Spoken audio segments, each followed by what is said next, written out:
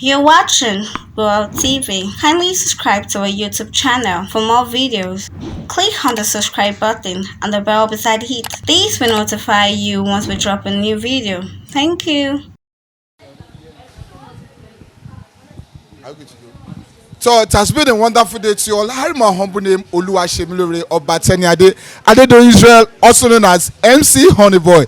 So ẹ jẹ́ kí n wọlé mú a pẹ̀lú bá mi an icon tó yẹ pé agbọ́júmọ̀ wọn nínú tíátà ni. Tó ẹ tẹ̀lé mi ká lọ bá mi akúdédé àsìkò yìí. Ẹ jọ̀ọ́ ṣé mo lè mọ orúkọ yín? Ó ṣé gan ni. Orúkọ mi ni Alhaji Abdulsalam Ìṣọ̀lá Sanyaolu. Tí àwọn aráyé mọ̀ sí Bàbá Àgbákò. Olúwa mi o.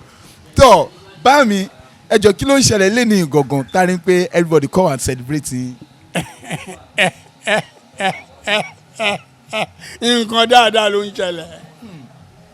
Mo ń ṣe ọjọ́ ìbí lónìí 97 years. 97 years. Bẹ́ẹ̀ni.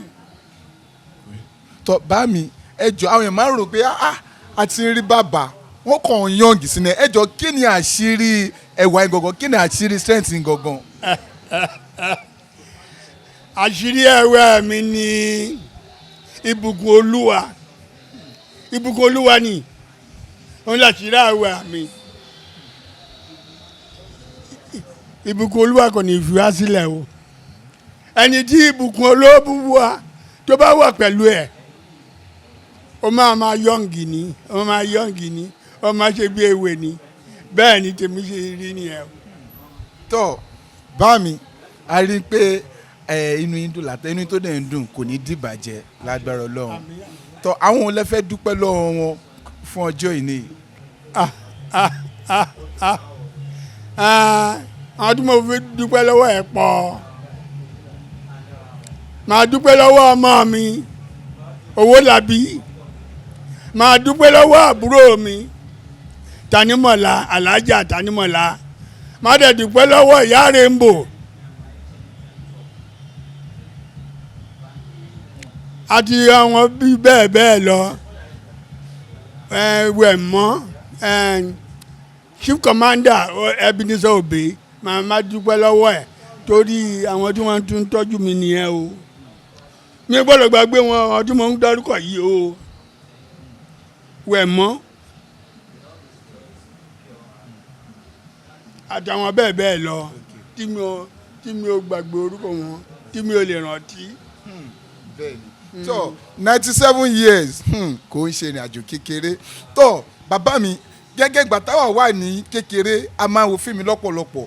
Wọ́n ní tó bá rí bàbá Àgbákò ẹ jọ̀ọ́ ṣé bẹ́ẹ̀ ṣe burú nínú tíátà yẹn, ṣé bẹ́ẹ̀ ni ọ̀lẹ́ burú lójú ayé gangan ni? Wọ́n sọ pé ní oògùn tó pọ̀ gan. Kò rí bẹ́ẹ̀ o, kò rí bẹ́ẹ̀ o.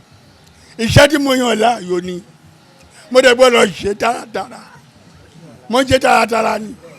Irọ́ o, mi ò burú o. Ẹgbẹ́rún àwọn ọmọ mi ẹ̀rí mọ́ ti ń jáde wọ́n sì kú o. Àwọn ọmọ mi sì kú ń bí. Ẹ̀rí mọ́ ti ń jáde.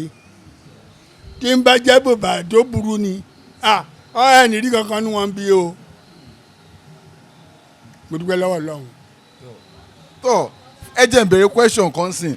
For example a rí pé ẹ̀ ń kọjá lọ lọ́jọ́ kan àwọn sọ pé ẹwà Àgbákò kí ni nǹkan tẹ́ máa sọ fún wọn? Ẹ mọ orúkọ ẹ mọ sọ̀rọ̀ àmì lórúkọ. Inú mi dùn ni mi lè bu wọn, mi lè ṣe pé fún wọn. Àgbákò tèmi Àgbákò owó ni, Àgbákò oríire ni. Ilé Àgbákò tèmi ọlọ́mọ ni. Àgbákò ọlọ́mọ ni. Ó ṣàgbákò oríire. Àgbákò oríire ni tèmi o. Ẹ ṣeun gan. Thank you very much. Abẹ́rẹ́ bàbá at 97 years wọ́n ṣe wà very versatile and very agile. All right, don't go nowhere. Hi, my humble name MC Honeyboy, powered by Bua TV. We'll be right back. Tó tábàtú adébẹ̀ yẹn tàti máa lọ gbé bọ́ọ̀dì tálímà tàti máa lọ gé tàti máa jó dáadáa ẹ̀ wá ibi tí bàbá náà tàti máa jó ẹ ṣeun ẹ bá a ká lọ.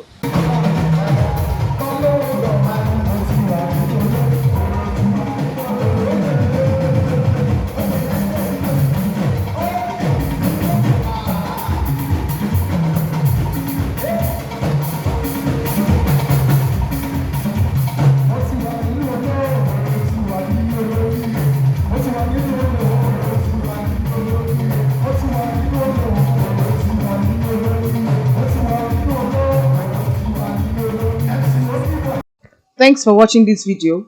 Please don't forget to click on the subscribe button. Kindly comment and share. We drop new videos daily. Thank you.